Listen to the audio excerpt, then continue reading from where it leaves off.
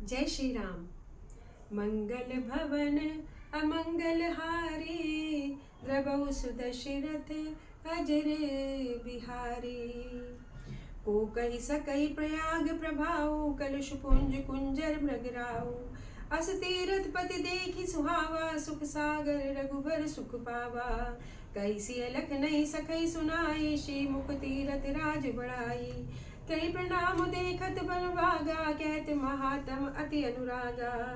तब प्रभु भरद्वाज पै आए, करत दंडवत मुनि उर लाए। मुनि मन मोदन कछु कई जाए, ब्रह्मानंद राशि जनु पाई। दीनी असीस मुनीस उर अति आनंद वस जानी। लोचन गोचर सुकृत फल, मनव के विद्यानी।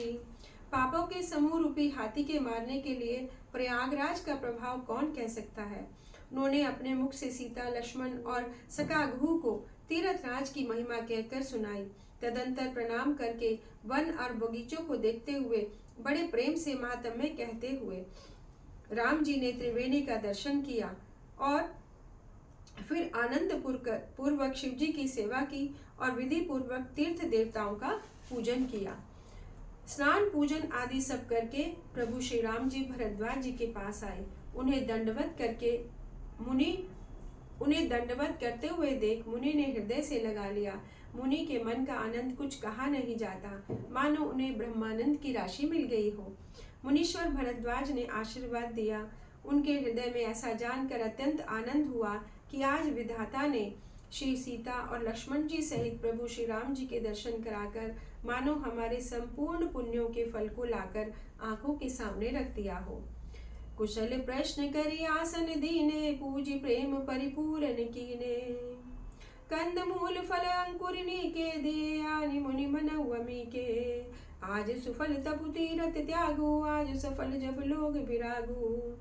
सफल सकल शुभ साधन साजू, राम तुम्हें अवलोकत आजू। लाभ लव अवधि सुख अवधि न दूजे, तुमरे दरस आस सब पूजी। अब करी कृपा दे उबरे हो, निज पद सल सिज सहज सनेहू। कर्म वचन मन छाड़ी चलू, जब लगी जनु न तुम्हार। तब लगी सुख सपने नहीं, एक कोटि उपचार। कुशल पूछकर मुनिराज जी ने उनको आसन दिया। प्रेम सहित पूजन करके उन्हें संतुष्ट किया। फिर मानो अमृत के ही बने हों ऐसे अच्छे अच्छे कंदमूल, फल और अंकुर लाकर दिए। हे राम, आपका दर्शन करते ही आज मेरा तप, तीर्थ सेवन और त्याग सफल हो गया। आज मेरा जप, योग और वैराग्य सफल हो गया। लाभ की सीमा और सुख की सीमा दूसरी कुछ भी नहीं है। आपके दर्शन से मेरी सब आशाएं पूर्ण हो गई हैं। अब कृपा करके ऐसा वरदान दीजिए कि आपके चरणों में मेरा स्वाभाविक प्रेम हो। जब तक कर्म, वचन और मन से छल छोड़कर मनुष्य आपका दास नहीं हो जाता, तब तक करोड़ों उपाय करने से भी स्वप्न में भी वह सुख नहीं पा सकता।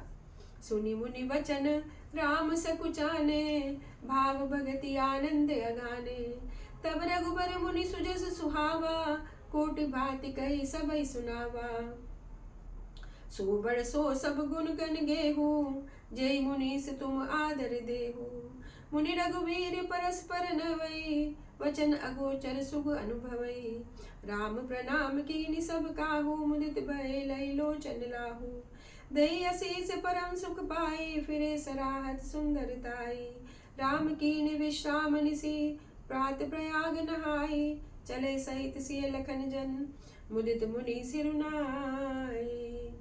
मुनि के वचन सुनकर उनकी भाव भक्ति के कारण आनंद से तृप्त हुए भगवान श्री रामचंद्र जी लीला की दृष्टि से सकुचा गए।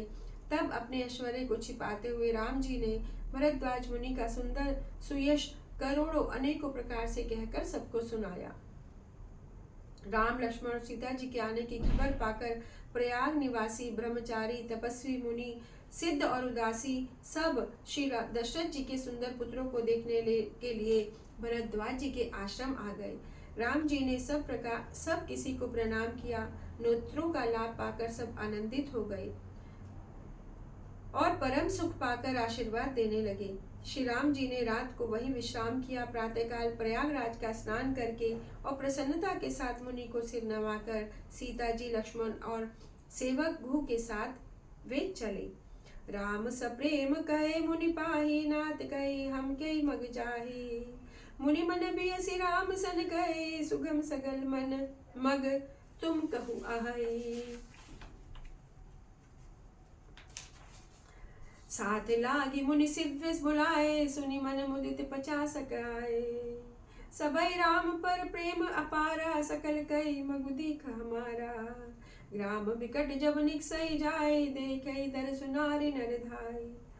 होई सनाथ जन्म फल पाई, फिरई दुखित मनु संग पठाई।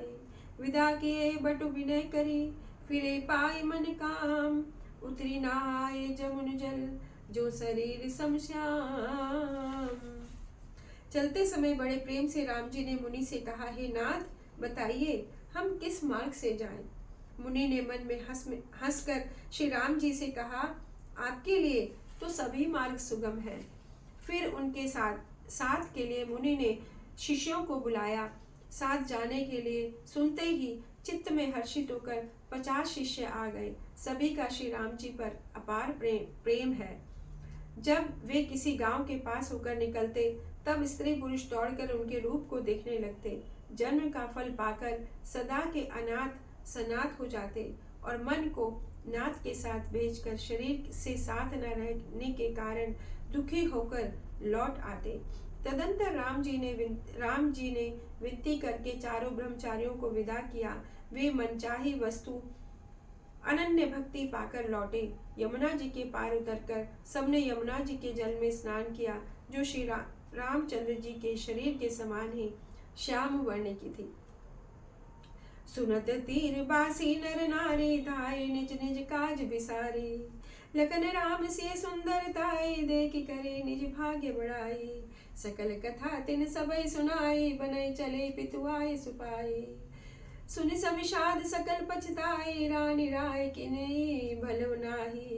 तई अवसर एक ताप सुहावा, तेज पुंज लघु बयस सुहावा। कभी अलग तिगति बेशु, विरागी मन क्रम वचन राम अनुरागी। सजल नयन तन पुलक निज, इष्ट देव पहचानी। परम दंड जिमि धरणी तल, दशा न जाई बखानी। यमुना जी के किनारे रहने वाले स्त्री पुरुष यह सुनकर के निषाद के साथ दो परम सुंदर सुकुमार नवयुवक और एक परम सुंदर स्त्री आ रही है, सब अपना अपना काम भूल कर दौड़े और लक्ष्मण, राम जी और सीता जी का सौंदर्य देखकर अपने भाग्य की बड़ाई करने लगे। उन्होंने सब कथा सब लोगों को सुनाई कि पिताजी की आज्ञा पाकर वे वन को चले हैं। यह सुनकर लोग बहुत दुखी हो गए और सब राजा रानी को कहने लगे कि यह उन्होंने अच्छा नहीं किया। उसी समय वहां एक तपस्वी आया, जो तेज का पुंज, छोटी अवस्था का और सुंदर था। उसकी गति कवि नहीं जानते, अथवा वह कवि था जो अपना परिचय नहीं देना चाहता। वह वैरागी के वेश में था और मन, वचन और कर्म से श्री रामचंद्र जी का प्रेमी था। अपने इष्ट देव को पहचान कर उसके नेत्रों में जल भर आया और शरीर पुलकित हो गया। वह दंड की भांति पृथ्वी पर गिर पड़ा और उसकी प्रेम विह्वलता की दशा का वर्णन नहीं किया जा सकता। मंगल भवन अमंगल हारी, द्रवहु सुदशरथ अजर बिहारी। जय श्री राम।